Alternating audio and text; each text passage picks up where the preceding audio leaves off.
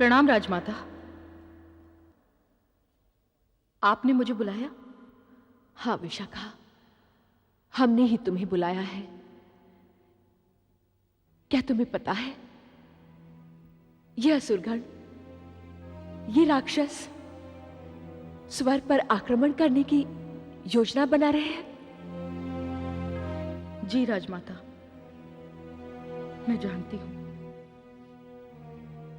परंतु परंतु परंतु क्या? राजमाता, मैं महाराजा मूर और अपने पति के भय के कारण विवश हो गई थी। असुर पत्नियों की ये कैसी विवशता है? राजमाता, मैं अभागन मां अपने मन की पीड़ा किस तरह व्यक्त करूं? जब भी मैं अपनी विधवा बहू माधवी के उदास मुख को देखती हूं तो मेरा रोम रोम सिहर उठता है।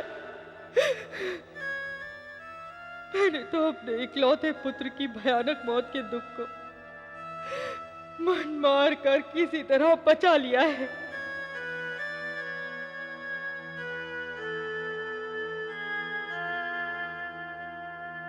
राजमाता,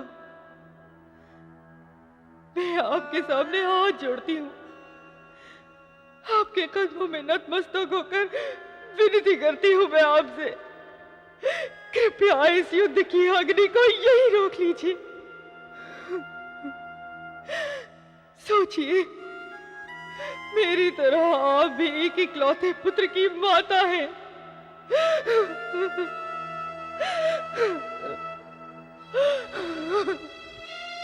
उठो बहन, भगवान महाकाल साक्षी है, मैं एक पुत्र की माता नहीं हूं। राजमाता होने के नाते मैं सारे असुर पुत्रों की माता हूं। मेरी गोद सुनी हो जाए, इसकी मुझे तनिक भी चिंता नहीं है। परंतु मेरे पुत्र के कारण सारी असुर पत्नियों के सुहाग को ग्रहण लगे, ये मैं कदापि नहीं होने दूंगी। राजमाता, यदि आप सचमुच महाविनाश के मंडरा रहे इस चक्रवात को रोकना चाहती हैं, तो मैं आपसे विनती करती हूं कि राजमाता के अपने पद के अधिकारों का उपयोग कीजिए। कृपया मेरे पति पर रोक लगा दीजिए राजमाता, कि वो महाराजा मूर से न मिल सके। मेरे पति में आपकी आज्ञा का उल्लंघन करने का साहस नहीं। ठीक है, हम महामात्य से शीघ्र ही मिलेंगे। सारथी, जी राजमाता। रथ शीघ्र ही निकालो। जो आज्ञा राजमाता।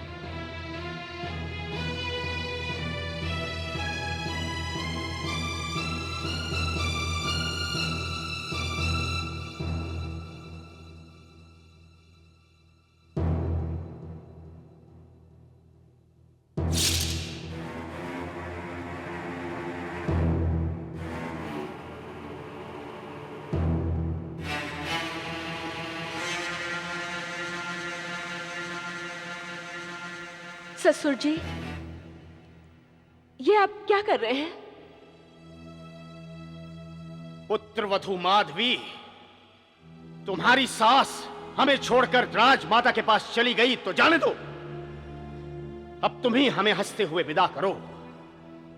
पुत्री, अब वो समय आ गया है जब हम तुम्हारे उजड़े हुए सुहाग का बदला इस नंगी तलवार को देवताओं के रक्त से स्नान करवा कर लेंगे। महामात्य जी,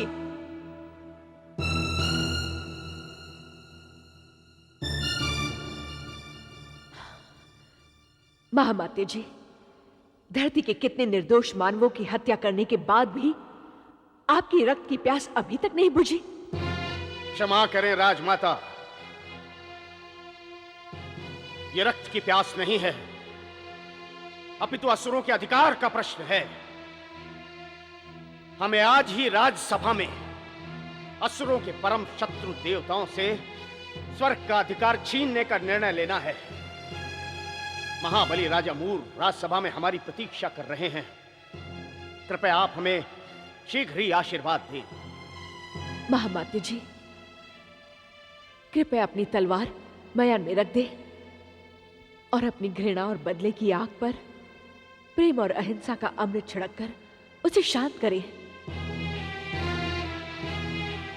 मैं यहां आशीर्वाद देने नहीं, बल्कि अपने पुत्र मूर के प्राणों की शपथ देकर आपको मूर से सदा के लिए मिलने से रोकने आई हूं। प्राणनाथ, यदि आपने राजमाता की शपथ का अनादर किया तो सारे असुर कुल के सर्वनाश का कलंक सदा के लिए आपके माथे पर लग जाएगा। यह आपने कैसी शपथ दे दी राजमाता? युद्ध की शुभ घड़ी में आपने अपशगुन कर दिया। आप स्वयं जानती है राजमाता कि स्वर्ग पर हम असुरों का ही अधिकार है, जिसे पाने का सपना हम असुर युगों युगों से सजाए बैठे हैं। ये स्वप्न नहीं, भ्रम है, भ्रम आपका और मेरे पुत्र का। हे महामात्य, इसी भ्रम में न जाने कितने ही असुरों ने अपने प्राण गंवाए हैं। कृपया इस हट को त्याग दीजिए। हे धूम्रकेतु, आपको वो दिन याद है जब हमने अपने पति महाराज नाड़ीजंग को बनाकर आपको महामात्य बनवाया था? उसी ऋण को चुकाने के लिए कृपया ये तलवार सदा के लिए मयान में डाल दीजिए। हे पतिदेव, यदि आपने ऐसा नहीं किया तो राजमाता की शपथ ना मानने के कारण आप महाराजा मूर के प्राणों के लिए राहु बन जाएंगे।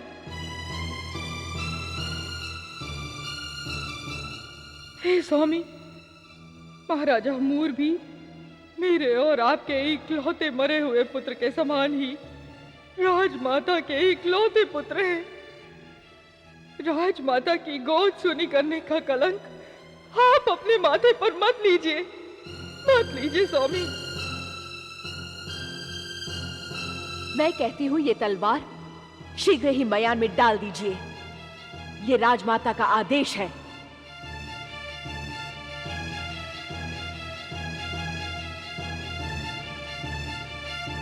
ओ राजमाता, यह आपने मुझे कैसा विवश कर दिया। एक तरफ राज आज्ञा है, दूसरी ओर राजमाता।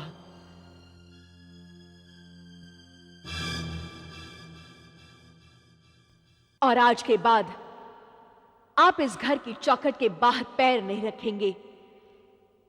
ये मुझ राजमाता की आज्ञा है और सौगंध भी।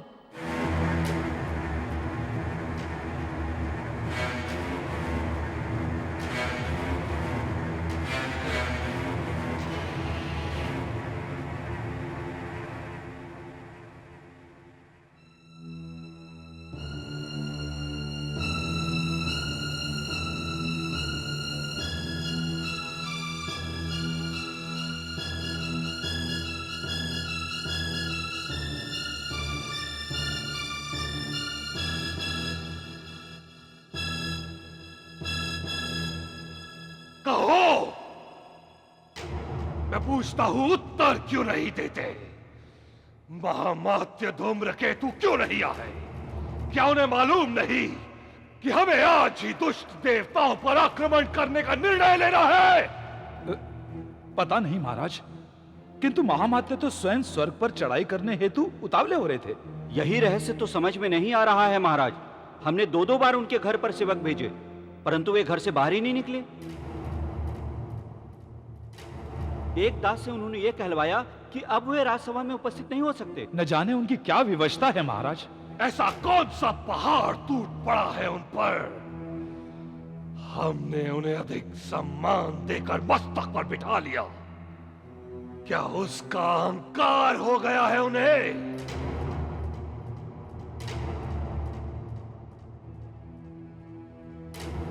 एक महामात्य होकर उसे हमारी राज आज्ञा के उल्लंघन का अर्थ अवश्य ज्ञात होना चाहिए।